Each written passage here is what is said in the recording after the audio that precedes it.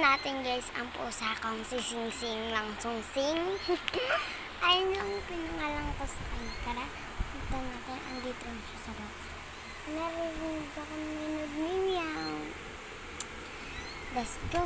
Sana niya ako. Tara, punta natin.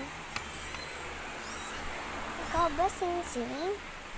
Wait lang, kainin na natin yung buntot. Ay, ito. Ay, akala ko hindi pala.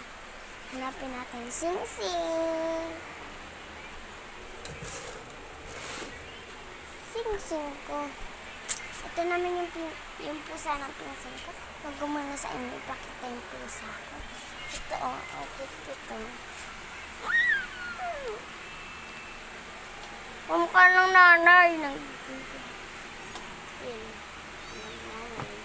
Ay! Sorry. Nabato ko guys. Diba nabuto? Sorry. Hindi naman siya pilay guys. Sing Sing!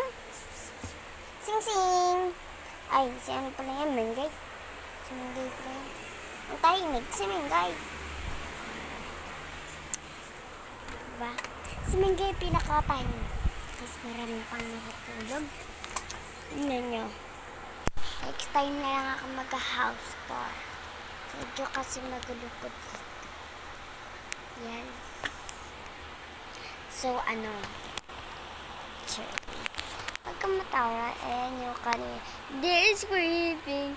I know that until I love you. Ganon. Mamaya guys, antayin nyo ulit. So, pasok tayo sa may kwarto.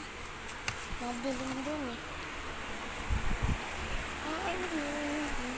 Ayan, pasok na tayo. So, waga. Wait lang ha.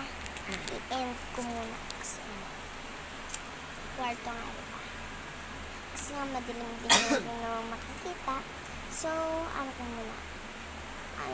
start ko muna. Ganon. Bye. Ay, bago pala ako pumasok kanina, kinuha ko tumbler ko dyan sa laptop.